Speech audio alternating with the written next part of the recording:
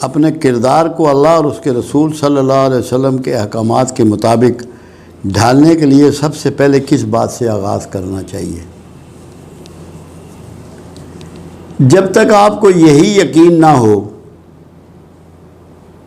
کہ اللہ اور اس کا رسول آپ کو واچ کر رہے ہیں، آپ کیسے اپنے آپ کو بدلیں گے؟ تو دو باتوں میں آپ کو یقین پہلے اولاً کرنا پڑے گا کہ اللہ آپ کو دیکھ بھی رہا ہے، آپ کی آواز کو بھی سن رہا ہے، آپ کے دل کی دھڑکن سے بھی واقف ہے، آپ کی سوچوں کو بھی جانتا ہے۔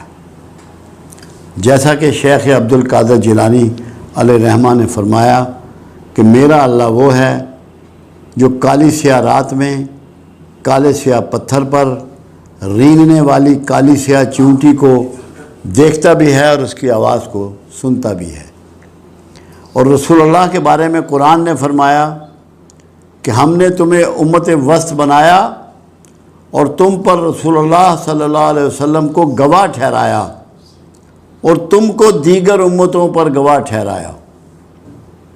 تو جب قرآن ہمیں یہ کہہ رہا ہے کہ رسول اللہ صلی اللہ علیہ وسلم ہم پر گواہ ہیں، تو ہمیں یہ جان لینا چاہیے جس طریق سے بھی ہے گواہی، کیونکہ دو ہی چیزوں کی ہوتی ہے، تین چیزوں کی نہیں ہوتی۔ میں نے کیا دیکھا اور کیا سنا، تو اس کا مطلب، اس قرآنی آیت کا مطلب یہ بھی نکلتا ہے کہ اللہ کے رسول صلی اللہ علیہ وسلم بھی آپ کو واچ کر رہے ہیں۔ تو جب آپ کا یہ یقین ہو جائے گا کہ آپ اللہ اور اس کے رسول کی نگاہ میں ہیں، پھر آپ گھپلا نہیں مارتے، وہاں سے آپ میں تبدیلی شروع ہوگی۔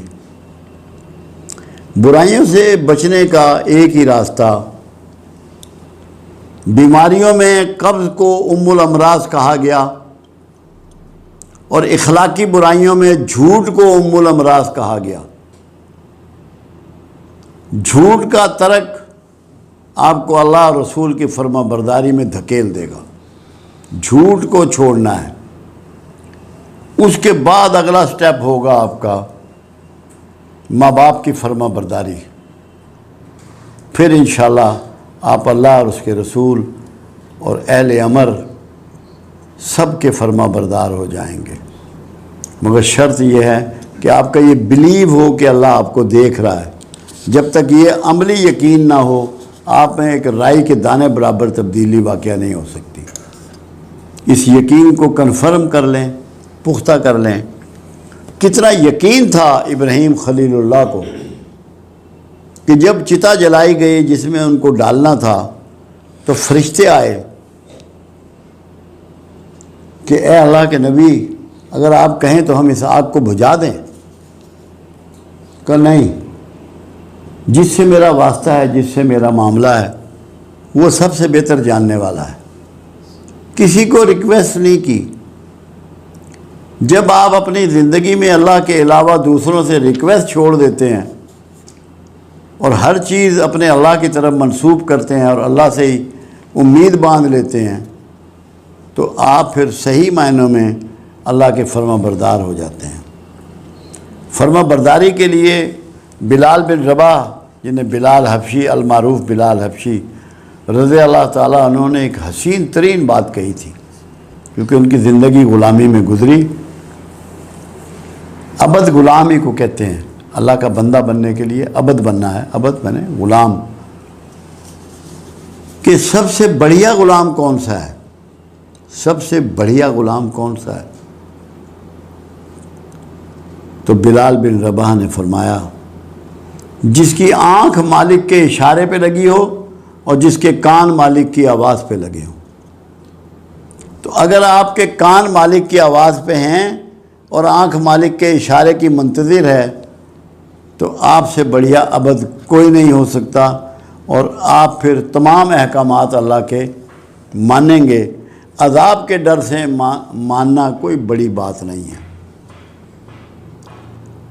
اللہ کیونکہ عبادت کے قابل ہے، عبادت کے لائق ہے، ہمارا رب ہے، پالنہار ہے، اس کی فرما برداری ہم پہ واجب ہے۔ ہمیں ہر حال میں اس کی طرف فرما برداری سے متوجہ ہونا چاہیے۔ نماز بھی آپ کو فرما بردار بناتی ہے۔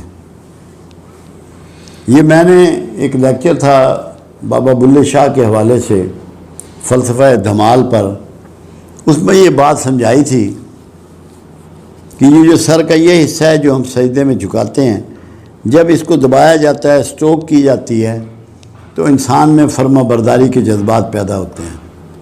جو یہ چاہے کہ میں اللہ کا زیادہ فرما بردار ہو جاؤں، وہ سجدے زیادہ کیا کرے، وہ ماں باپ کا بھی فرما بردار ہو جائے گا، حکام کا بھی فرما بردار ہو جائے گا، اہل امر کا بھی فرما بردار ہو جائے گا۔